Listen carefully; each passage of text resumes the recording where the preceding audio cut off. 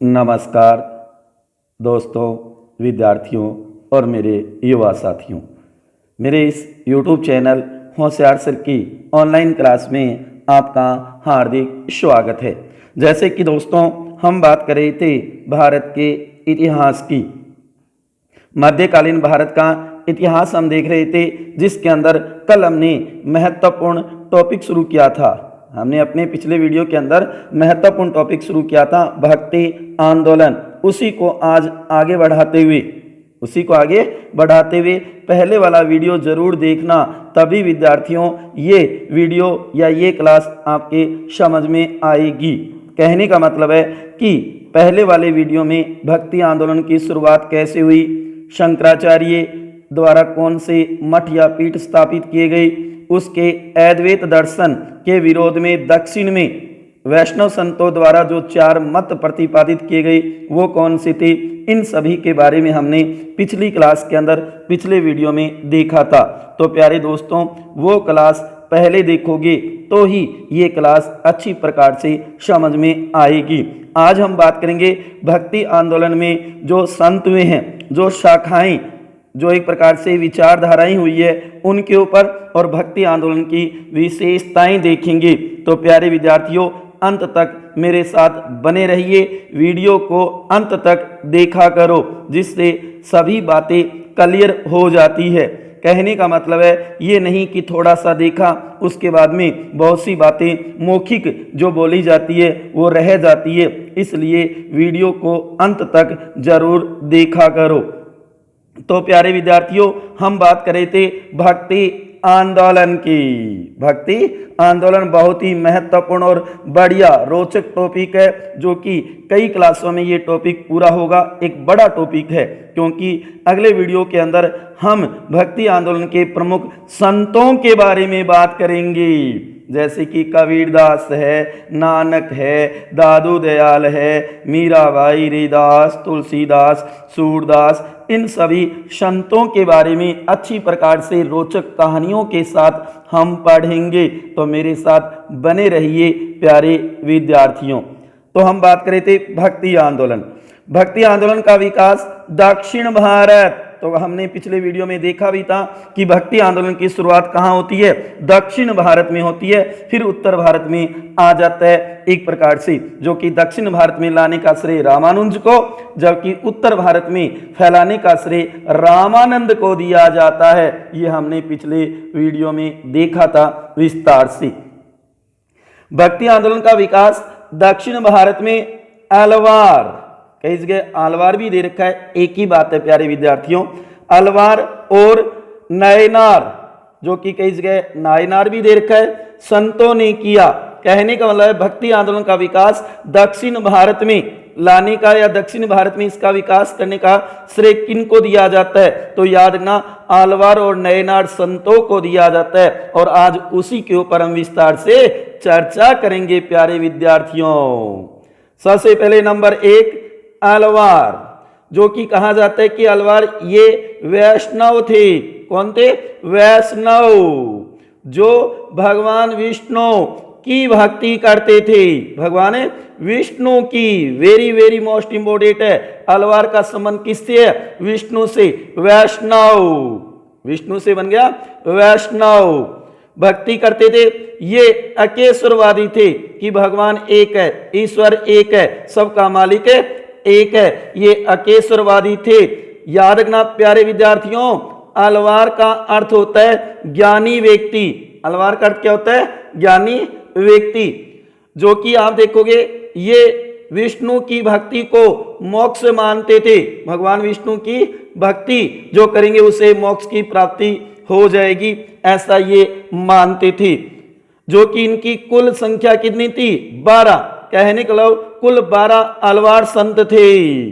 कुल 12 अलवार वैष्णव संत थे या हुए थे, जिसमें जैसे कि कई महत्वपूर्ण संतों के नाम बता रहा हूं। क्या होता पेपर में पूछ लिया जाए कि निम्न में से अलवार संत कौन सा है, नायनार संत कौन सा है, ऐसे ही पूछा जा सकता है प्यारे विद्यार्थियों। तो कुछ नाम याद रखने होंगे, हालांकि नाम थोड़े क्लिष्ट जरूर होंगे, लेकिन ध्यान में रखना क्या पता एग्जाम में आ जाए। तो अलवार संतों की कुल संख्या कितनी मानी जाती है? 12। कुल कितनी संख्या?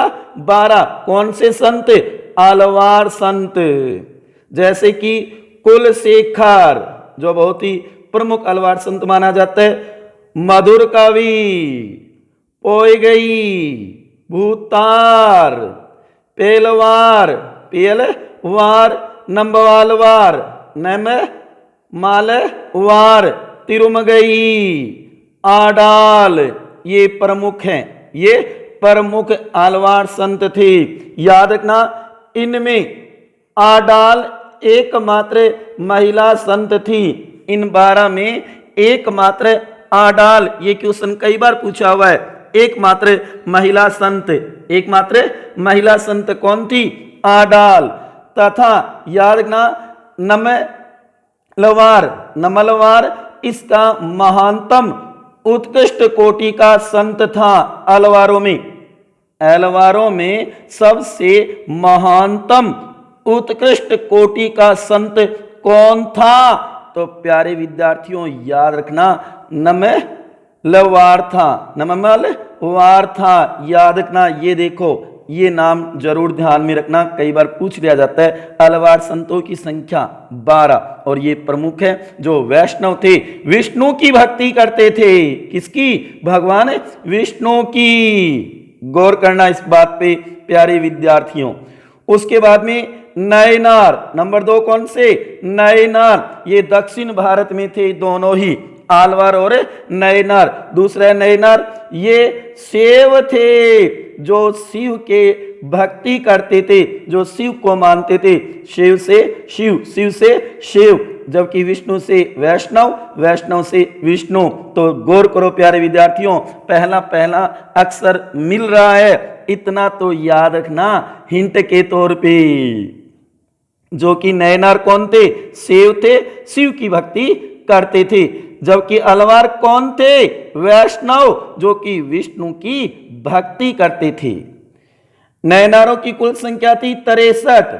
नयनार शिव संत थे, ध्यान रखना, क्या थे? शिव संत थे, ऐसा माना जाता है, जो भगवान शिव की भक्ति पर ज्यादा जोर देते थे। जैसे कि कुछ नयनार संतों के नाम बता रहा हूं, जैसे कि समनदत्त, समयाचार्य, सुंदर मूर्ति, अपार, बहुत ही महत्वपूर्ण है।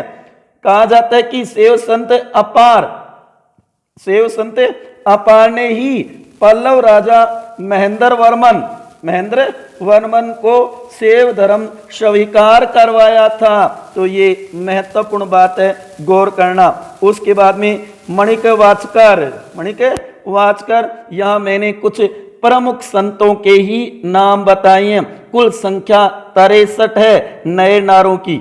नयनार जो संत है उनकी संख्या 63, अलवार है वो कितने? 12। इन्होंने ही तो दक्षिणी भारत में भक्ति आंदोलन का विकास किया था। भक्ति आंदोलन का विकास इन्हीं के द्वारा किया गया था। अलवार और नयनार आया विद्यार्थियों आज समझ में कि अलवार कौन से थे, नयनार कौन से थे? अलवार कितने संत थे? नयनार में कुल कितने संत थे? अलवार किसकी भक्ति करते थे? नयनार संत किसकी भक्ति करते थे? और प्रमुख संत कौन कौन थे? प्यारे विद्यार्थियों, हम क्या पढ़ रही हैं? हम पढ़ रहे हैं भक्ति आंदोलन, जिसका पार्ट 2, जो कि पहले पार्ट में हमने भक्ति आंदोलन की पृष्ठभूमि, भक्ति आंदोलन की शुरुआत कैसे हुई, शिव का अवतार शंकराचार्य के बारे में हमने पिछले वीडियो में, पिछली क्लास के अंदर पढ़ा था। आज उसी को आगे बढ़ाते हुए भक्ति आंदोलन के प्रमुख संत, विचारधाराएं और शाखाओं के बारे में और भक्ति आंदोलन की विशेषताओं के बारे में विस्तार से चर्चा करेंगे प्यारे विद्यार्थियों, जो इस क्लास में हम देख रहे हैं। उसके बाद में भक्ति आंदोलन की जो 2 प्रकार की शाखाएं हैं, उनके 2 प्रकार के संतों के ऊपर भी हम चर्चा करेंगे। बहुत ही वेरी मोस्ट इंपॉर्टेंट है। भक्ति की धारा के 2 प्रकार, या ये कहो 2 शाखाओं के उपासक संत है। दो शाखाओं में मान लो दो प्रकार के उपासक संत है। पहली शाखा तो है निर्गुण भक्ति शाखा, दूसरी है सगुण भक्ति शाखा। निर्गुण भक्ति शाखा इसके भी दो भाग हैं। पहला तो है ज्ञान मार्गी, जिसे ज्ञानाश्रयी भी कहा जाता है, जो कि ज्ञान के माध्यम से जिन्होंने भक्ति की थी, जैसे कबीरदास को देख लो आप। तो कहने का मतलब है ज्ञान मार्गी। दूसरा है प्रेम मार्गी, प्रेमाश्रयी, जो कि प्रेम के माध्यम से प्रेम के द्वारा प्रचार प्रसार करके, जिसमें ज्यादातर जो सूफी संत हुए ना वो प्रेम मार्गी को, हालांकि हिंदू भी हुए इसके अंदर कई जिन्होंने प्रेम के द्वारा भक्ति का मार्ग अपनाया था। उसके बाद में सगुण भक्ति शाखा में भी दो प्रकार के हैं। एक तो है कृष्ण मार्गी, जिसे कृष्णाश्रयी कहा जाता है, भगवान श्री कृष्ण के मानने वाले संत या भगवान श्री कृष्ण की उपासना करने वाले संत, वो तो हो गए कृष्ण मार्गी। जैसे कि हम नाम ले सकते हैं मीरा, हरिदास, सूरदास, ये तो कौन थे? कृष्ण मार्गी। वहीं हम देख सकते हैं नंबर 2 जो कि राम मार्गी, जो रामाश्रयी, जो भगवान श्री राम को ही सर्वा मान करके राम के ही उपासक बन गए, जिनमें सबसे बड़ा नाम आता है तुलसीदास, नाभादास, रामानंद। ये कौन थे? राम मार्गी थे। प्यारे विद्यार्थियों, गौर करना इन शब्दों पे, और ये भी ध्यान रखना जो कि राम मार्गी जो संत थे उनकी जो भाषा, जो उन्होंने लेखन कार्य किया, आगे हम विस्तार से देखेंगे। उनकी प्रमुख रचनाएं वेरी मोस्ट है, ध्यान देना। तो उनकी जो रचनाएं हैं उनकी भाषा थी वो अवधी। किनकी? राम मार्गी जो संत थे उनकी भाषा तो अवधी, जबकि कृष्ण मार्गी थे उनकी भाषा थी ब्रज। प्यारे विद्यार्थियों, आया समझ में? कैसे याद रखोगे कि भगवान श्री कृष्ण कहां से संबंधित थे? ब्रज, ब्रजवासी थे भगवान श्री कृष्ण, तो उनकी भाषा तो थी ब्रज, जबकि राम मार्गी जो संत थे उनकी भाषा थी अवधी, क्योंकि भगवान श्री रामचंद्र कहां से?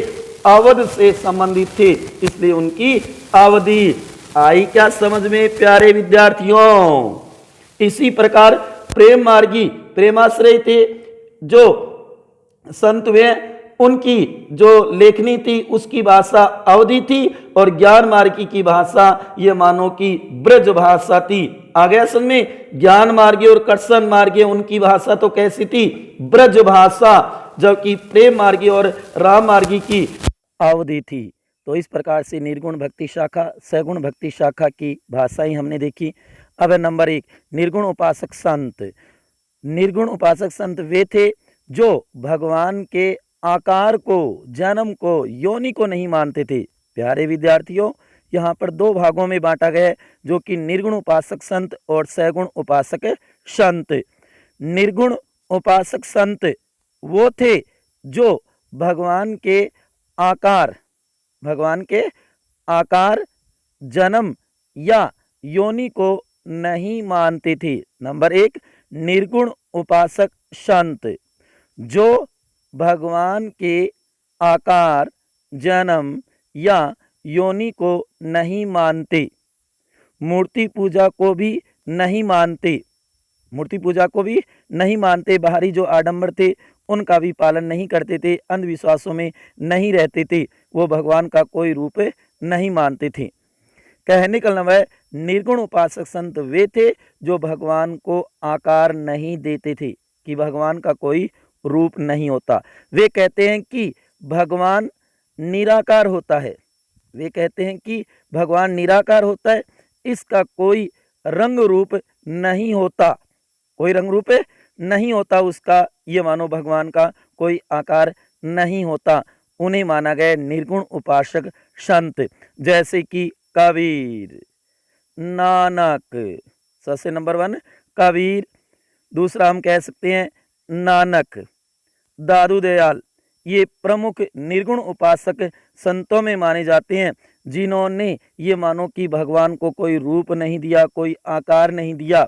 इनका मानना यही था कि ज्ञान के द्वारा भक्ति करो, सबका मालिक एक है। तो कौन? कबीर, नानक, दादू, ये सभी निर्गुण उपासक संत माने जाते हैं। ये तीनों नाम तो बहुत ही महत्वपूर्ण है, दोनों तरीके से क्वेश्चन पूछा जा सकता है। निर्गुण उपासक संत कौन से हैं, या निम्न में से ये संत कौन सा उपासक संत है, तो दोनों तरीके से तैयार करना प्यारे विद्यार्थियों। बहुत बार आता है कि निर्गुण उपासक संत है तो कोई भी नाम दे दिया जाएगा, मीराबाई, तुलसीदास, कबीर, रैदास, तो उत्तर क्या होगा, कबीर। तो याद रखना कबीर वो निर्गुण उपासक संत थे। नंबर 2, सगुण उपासक संत, ये भगवान को रूप व आकार देते हैं, उसकी किसी न किसी रूप में पूजा करते हैं। भगवान को एक आकार दे के पूजा करते हैं। ये कहते हैं कि भगवान का आकार होता है, रूप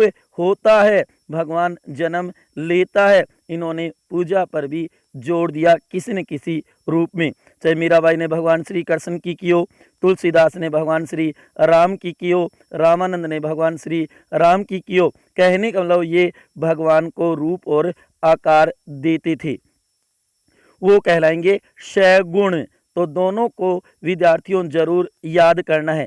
जैसे कि सगुण उपासक संतों में रामानुज, माधवाचार्य, निम्बार्क, रामानंद, सूरदास, रैदास, मीरा, तुलसीदास, चैतन्य महाप्रभु और कई महत्वपूर्ण संत हैं जो सगुण उपासक माने जाते हैं। कहने का मतलब किसी न किसी रूप में ये मानो कि भगवान की पूजा आराधना की है, भक्ति की है। तो प्यारे विद्यार्थियों, यहाँ हम देख रहे हैं निर्गुण उपासक संत और सगुण उपासक संत, जो कि हमने देखा भक्ति की धारा के दो प्रकार, दो शाखाएं, एक निर्गुण भक्ति शाखा और दूसरी सगुण भक्ति शाखा। प्यारे विद्यार्थियों, आया समझ में आज कि ये दो शाखाएं कैसे है और इनका अर्थ क्या होता है, इनसे जुड़े हुए प्रमुख संत कौन कौन से हैं। निर्गुण उपासक संत वे जो भगवान को आकार और जन्म मानते हैं, रूप देते हैं, पूजा करते हैं, पूजा नहीं करते सॉरी, जो भगवान के आकार जन्म और रूप को नहीं मानते वो तो कहलाएंगे निर्गुण उपासक संत। जबकि दूसरे होंगे सगुण उपासक संत, ये भगवान का रूप और आकार मानते हैं, उसे रूप आकार देते हैं। प्यारे विद्यार्थियों, तो गौर करना दोनों पर, अच्छी तरीके से क्लियर होने चाहिए ये दोनों। कहने का मतलब बहुत बार इसमें से क्वेश्चन पूछा जाता है। निर्गुण उपासक संत कौन से हैं, सगुण उपासक संत कौन से हैं, इनको जरूर तैयार कर लेना और नोट्स भी बना लेना प्यारे विद्यार्थियों।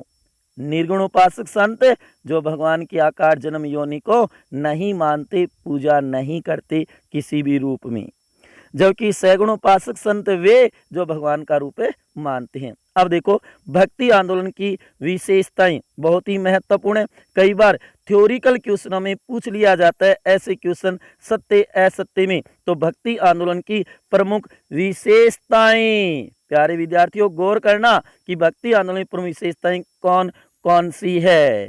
तो सबसे पहले हम देखेंगे भक्ति आंदोलन की प्रमुख विशेषता नंबर 1, भक्ति आंदोलन के सभी संतों ने सामाजिक समानता पर जोर दिया है। सभी को इक्वल माना है, भेदभाव नहीं किया, छुआछूत नहीं की, सामाजिक समानता पर जोर दिया है। पहली विशेषता प्यारे विद्यार्थियों गौर करना, ठीक है। आगे में सामाजिक समानता पर जोर दिया था उन्होंने, कोई भेदभाव नहीं बरता। नंबर 2, सभी संतों ने धर्म के बाह्य आडंबरों और कर्म कांडों का खंडन किया था। जो बाह्य आडंबर कर्म कांड उस समय हो रहे थे उनका उन्होंने खंडन किया, विरोध किया कि ये जो प्रथाएं कुप्रथाएं रीति रिवाज हैं उनका आप बहिष्कार करो, ये हमारे समाज के लिए सही नहीं है। तो दूसरी महत्वपूर्ण विशेषता बाह्य आडंबरों और कर्म कांडों का खंडन किया। नंबर 3, सभी संतों ने अकेश्वरवादी विचारधारा का प्रचार किया था। ईश्वर एक है, सबका मालिक एक है, इसलिए उन्होंने अकेश्वरवादी विचारधारा का प्रचार किया था भक्ति आंदोलन में सभी संतों ने, चाहे वो भगवान श्री कृष्ण को माना हो, चाहे भगवान श्री राम को माना हो, चाहे विष्णु को माना हो, चाहे शिव को माना हो, लेकिन माना एक ही है, अकेश्वरवादी, बहुदेववादी नहीं, अकेश्वरवादी थे। उसके बाद में नंबर 4, भक्ति मार्ग के सभी संतों ने लोक जनता की स्थानीय भाषा में अपने विचारों में ये मानो प्रचार किया, उपदेश दिया। एक प्रकार से ये माना जा सकता है कि अपने प्रचार का माध्यम जन भाषा को बनाया था सभी संतों ने। भक्ति मार्ग में अपनी जो भाषा स्थानीय भाषा जनता को समझा सके, इसलिए उन्होंने जन भाषा, स्थानीय भाषा, क्षेत्रीय भाषाओं का अपने प्रचार का माध्यम बनाया था। प्यारे विद्यार्थियों, गौर करना बहुत ही महत्वपूर्ण है, लोक जन। नंबर 5, भक्ति आंदोलन के अधिकांश संतों ने निवर्ती मार्ग गृह त्याग कर संन्यास को धारण करना, गृह त्याग कर संन्यास को धारण करना कहा गया, निवर्ती मार्ग का विरोध किया। भक्ति आंदोलन के अधिकांश जो संत थे उन्होंने कहा कि घर छोड़ करके भक्ति करना जरूरी नहीं है, गृह त्याग करके निवर्ती मार्ग का विरोध किया था। कहने के लोग घर में रह करके भी भक्ति की जा सकती है, गृहस्थ जीवन में भी, जैसे कि कबीर ने की थी। कबीर ने गृहस्थ जीवन में ही भक्ति का मार्ग अपनाया था। नंबर 6, आपसी सद्भावना तथा प्रेम स्थापित करने के उपदेश दिए थे हिंदू और मुसलमानों में। कहने को आपसी सद्भावना हो, प्रेम स्थापित हो, आपस में भाईचारा हो। उस समय हिंदू और मुसलमानों में भक्ति और सूफी संतों में जो एक प्रकार से जो तुम्हें होती थी उसको दूर करने के लिए उन्होंने सद्भावना और प्रेम स्थापित करने के उपदेश भी दिए थे। प्यारे विद्यार्थियों, गौर करना, हिंदू और मुसलमानों में सद्भावना हो, प्यार हो, प्रेम हो, भाईचारा हो, ये संदेश दिया। नंबर 7, इसे न तो राजाश्रय, इसे किसे, भक्ति आंदोलन के संतों को न तो कोई राजाश्रय, कोई राजा का आश्रय प्राप्त नहीं था, संरक्षण प्राप्त नहीं था, और न उच्च वर्ग का, कहने इससे न तो राज्याश्रय प्राप्त था और न उच्च वर्ग का, कहने का मतलब कि राजा का आश्रय नहीं था, न उच्च वर्ग का, कहने वो धनाढ़े पूंजीपति या जो जमींदार सामंत लोग होते उनका भी समर्थन नहीं था। यह एक जनवादी आंदोलन था। प्यारे विद्यार्थियों, क्या था? यह एक जनवादी आंदोलन था। जनता में जागृति लाना, भक्ति के प्रति उनको जागृत करना, भगवान की तरफ उनका एक प्रकार से मोह लगाना, ये सारे काम किए थे। तो ये देखा हमने भक्ति आंदोलन की प्रमुख विशेषताएं, ये 7 विशेषताएं। प्यारे विद्यार्थियों, जरूर नोट करना। कई बार हार्ड क्वेश्चन बनाना हो तो इसमें से बनाया जा सकता है थ्योरिकल। निम्न में से सत्य असत्य कथन बताइए, तो उसमें इनमें से कोई भी विशेषता दी जा सकती है और उसको ये मानो कि गलत बना करके या सही बना करके उपयोग सभी के रूप में भी दी जा सकती है। तो याद रखना, भक्ति आंदोलन की प्रमुख विशेषताएं। सबसे पहले सामाजिक समानता पर जोर दिया, वेरी मोस्ट है। दूसरी हम कह सकते हैं धर्म के बाह्य आडंबरों और कर्म कांडों का खंडन किया।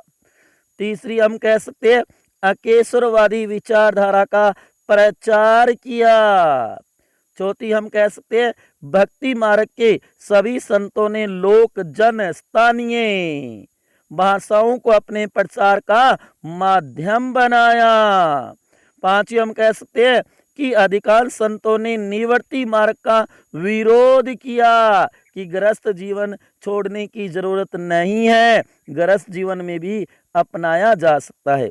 उसके बाद में हम कह सकते हैं सद्भावना स्थापित करना, इन्हें कोई राजश्रय भी प्राप्त नहीं था। तो ये आज हमने देखा भक्ति आंदोलन की प्रमुख विशेषताएं। वहीं हमने देखा भक्ति धारा के 2 प्रमुख जो उपासक संत हुए हैं, 2 प्रकार के या 2 शाखाएं हुई हैं, उनके बारे में हमने विस्तार से देखा, जिसमें नंबर 1 निर्गुण भक्ति शाखा और दूसरी सगुण भक्ति शाखा। इनके अर्थ हमने देखे, संतों के नाम हमने देखे। निर्गुण भक्ति शाखा ये भी 2 भागों में है, सगुण भक्ति शाखा ये भी 2 भागों में है। और इस क्लास के अंदर सबसे पहले हमने प्यारे विद्यार्थियों देखा कि भक्ति आंदोलन का विकास दक्षिण भारत में आलवार और नैनार संतों ने किया था। तो ये आलवार और नैनार संत कौन थे, इनकी संख्या कितनी थी, इनके बारे में हमने विस्तार से देखा। आलवार कितने थे? 12, जो किसके उपासक, किसकी भक्ति करते थे? भगवान विष्णु की। ये कौन थे? वैष्णव। जबकि नैनार संतों की संख्या 63 थी, जो किसकी भक्ति करते थे? भगवान शिव की भक्ति करते थे। और ये क्या थे? ये शैव थे। शिव से बन गया शैव, विष्णु से बन गया वैष्णव। तो प्यारे विद्यार्थियों, आज हमने देखा भक्ति आंदोलन का पार्ट 2, जिसके अंदर हमने 2 प्रकार के जो संत हुए दक्षिण भारत में उनके बारे में देखा। उसके बाद में जो भक्ति धारा की 2 शाखाएं, निर्गुण भक्ति और सगुण भक्ति, इनके प्रमुख संत और अर्थ हमने देखे। और अगले वीडियो में हम बात करेंगे प्रमुख संतों की, जैसे कि कबीर, नानक। शुरुआत हम ये मानो कि कबीर से ही करेंगे। निर्गुण भक्ति धारा का पहला और सर्वोच्च और प्रथम संत माना जाता है, उसी का जीवन परिचय बड़ी रोचकता के साथ देखेंगे। प्यारे विद्यार्थियों, बने रहिए मेरे साथ, ऐसे ही अपना स्नेह प्यार सहयोग देते रहिए। मेरे चैनल को अभी तक आपने सब्सक्राइब नहीं किया है तो प्यारे विद्यार्थियों सब्सक्राइब कर देना। और मेरा वीडियो आपको अच्छा लगे तो इसे दोस्तों के साथ ज़्यादा से ज़्यादा शेयर भी कर देना, क्योंकि मैं आपको भारत का इतिहास कंप्लीट करवाऊंगा। तो मेरे साथ बने रहना है, जो कि अगले वीडियो में हम बात करेंगे भक्ति आंदोलन के प्रमुख संतों की, जो कि कुछ वीडियो में हम महत्वपूर्ण संतों के बारे में देखेंगे, चाहे वो कबीर हो, नानक हो, दादू दयाल हो, रामानुज हो, चाहे माधवाचार्य, बालवाचार्य, रेदास है, तुलसीदास है, नामदेव है, क्योंकि महाराष्ट्र के भी कुछ प्रमुख संतों की हम बात करेंगे। तू ज्ञानी तुकाराम भी आएगा, ज्ञानेश्वर भी आएगा। तो ऐसे महत्वपूर्ण संतों की जीवनी, उनके द्वारा जो लिखे गए ग्रंथ या ये कहो कविताएं या एक प्रकार से प्रमुख पुस्तकें, उनके ऊपर भी हम विस्तार से चर्चा करेंगे। और उनसे जुड़े हुए कई महत्वपूर्ण तथ्य जो बार बार एग्जाम में पेपर में पूछे जाते हैं प्यारे विद्यार्थियों, तो गौर करना उस पर। तो आगे वाला वीडियो हम प्रमुख संतों के ऊपर बनाएंगे अगली क्लास के अंदर। तो प्यारे विद्यार्थियों, मिलते हैं अगली क्लास में। तब तक खुश रहिए, हंसते रहिए, मुस्कुराते रहिए और प्रेम से मस्त रहिए। मेरे प्यारे दोस्तों, युवा साथियों, प्रिय विद्यार्थियों, इसी के साथ आपको बहुत बहुत